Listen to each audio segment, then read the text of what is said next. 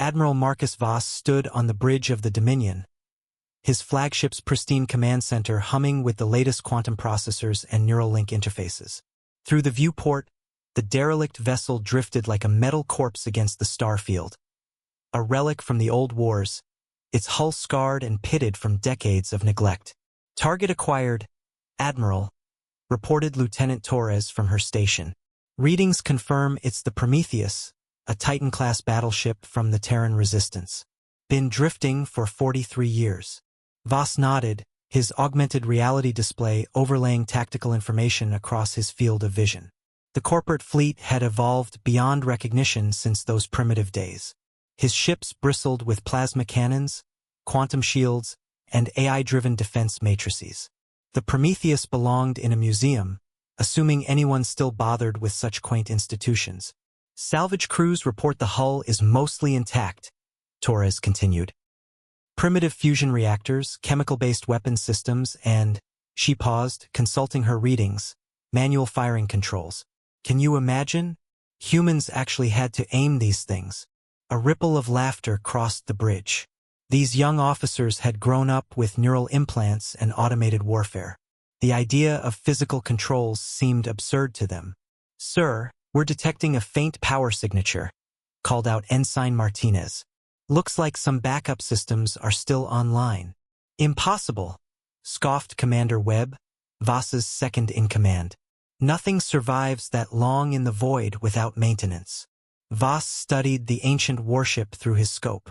Something nagged at him, a memory from the Academy about the old Titan-class vessels. They'd been designed during humanity's darkest hour, when resources were scarce and desperation drove innovation. But what exactly made them special? Begin salvage operations, he ordered, but maintain safe distance. I want full scans before. The bridge lights flickered. Every display went dark for a heartbeat before emergency power kicked in. What was that? Voss demanded. Unknown, sir. Some kind of electromagnetic pulse, but our shields should have. The Prometheus was moving. Not drifting, moving with purpose. Its running lights blazed to life in patterns Voss hadn't seen since studying historical footage. The derelict's massive frame rotated with surprising grace, ancient thrusters firing in perfect sequence. All ships battle stations. Voss barked, but his neural link felt sluggish, unresponsive. The Prometheus launched its first salvo, primitive kinetic rounds and chemical explosives that should have been deflected effortlessly by modern shields. Instead, they punched through like the barriers weren't there. Shields down on Deck 7, Torres shouted, her voice cracking. How is that possible? Voss suddenly remembered the Academy lectures he'd dismissed as irrelevant history. The Titan class had been built during the AI wars, when digital systems couldn't be trusted. Every component was analog, hardened against electromagnetic warfare.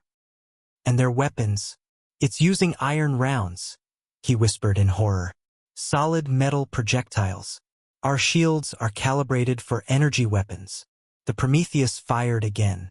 This time, 3 of Voss's escort frigates erupted in brilliant explosions, their quantum cores breached by chunks of accelerated steel. Commander Webb frantically worked his console. Sir, our targeting systems keep glitching. It's like something's jamming our neural networks.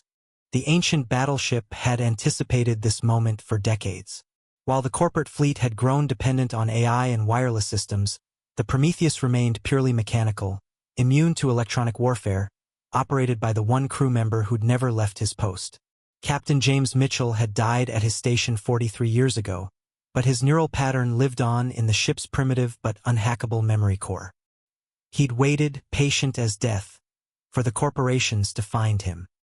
The Prometheus rolled to port, its massive railgun swiveling toward the Dominion. All power to engines! Voss screamed, but it was too late. The final lesson of the old wars carved itself across space in fire and twisted metal.